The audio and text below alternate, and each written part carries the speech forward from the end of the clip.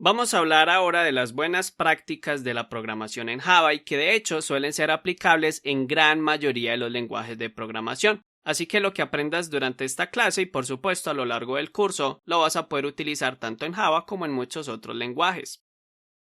Voy a aplicar algo que es como una especie de método de inmersión, es decir, te voy a poner en contacto con una cantidad de conceptos, componentes, estructuras que aún ni siquiera conocemos, a menos que por supuesto ya sepas programar en Java o en algún otro lenguaje, pero lo importante aquí es que no debes preocuparte. De hecho, la idea es ponerte en contacto con una cantidad asombrosa de conceptos que vamos a ver y que tú, a lo largo del curso, cada vez que sientas la necesidad, regreses a esta clase y le des una mirada para verificar de nuevo las buenas prácticas para llevar a cabo en cada una de las estructuras y componentes que vamos a ver a lo largo del resto del curso. Vamos a ver entonces una clase típica.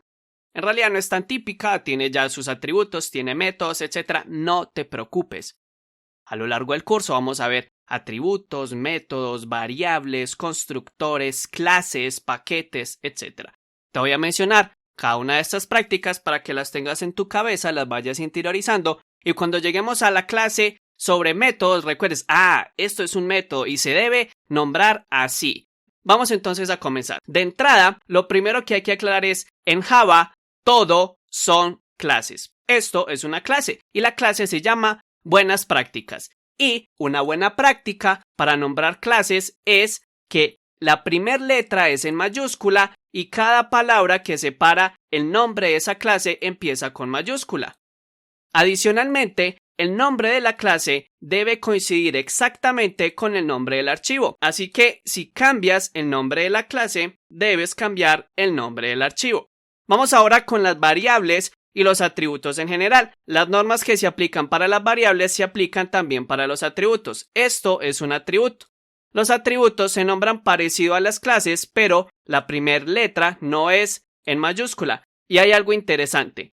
Los atributos son sustantivos, no son verbos, es decir, no son acciones. Un nombre de un atributo puede ser nombre, edad, teléfono, fecha de nacimiento, entre otros. Sin embargo, un atributo no debería llamarse correr, saltar, gritar, etc. Esos son acciones. Y las acciones son reservadas para los métodos. Esto de acá es un método y de hecho su forma de nombrarlo es idéntica a la de las variables. La primera palabra empieza con minúscula y las demás palabras se separan utilizando la primera letra en mayúscula. Entonces, ¿cómo sabemos si es una variable o es un método? Pues bien, primero porque el método tiene estos paréntesis y segundo, recordemos, el método son acciones o verbos, mientras que el atributo son sustantivos. Un buen nombre para un método podría ser ejecutar. Por supuesto, los métodos tienen un tipo, etc. Esto ya lo veremos más adelante. De hecho, retornan un valor en caso de que sea necesario, pero una vez más, esto ya lo veremos con detalle luego.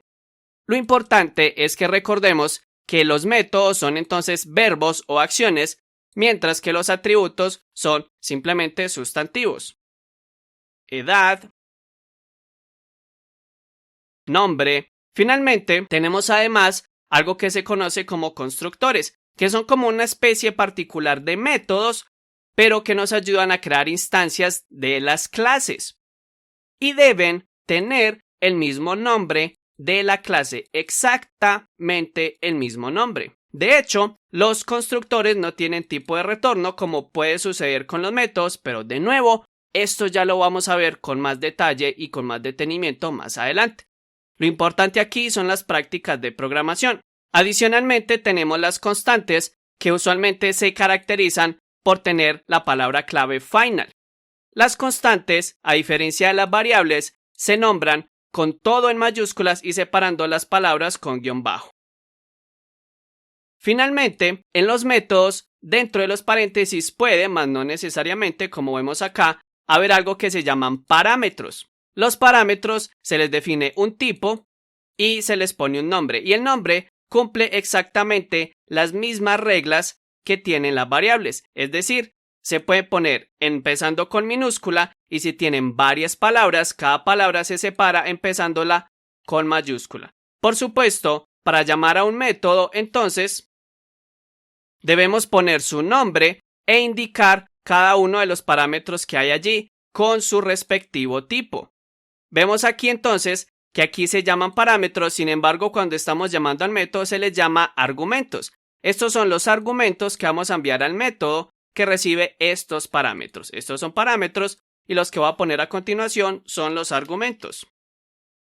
Por supuesto, como habrás notado, cada sentencia en Java termina en punto y coma. Esto es una sentencia, esto es otra sentencia, esto es otra sentencia. Sin embargo, no todos son sentencias. Aquí simplemente estamos declarando un método, aquí estamos declarando un constructor, aquí estamos declarando una clase.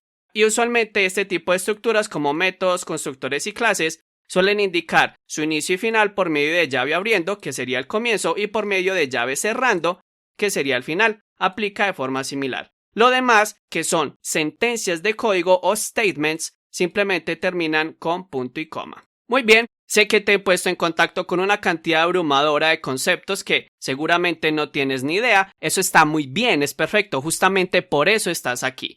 Y lo ideal es que cada vez que te pongas ya en contacto específico con cada uno de esos conceptos, por ejemplo, cuando ya estemos en la clase que hable sobre métodos, puedas regresar aquí o recordar lo que te acabo de explicar diciendo, los métodos deben ser acciones o verbos y su manera de nombrarlos es iniciando con minúscula y separando las palabras cada letra con mayúscula. Lo mismo para las variables, lo mismo para los atributos, lo mismo para las clases, etc.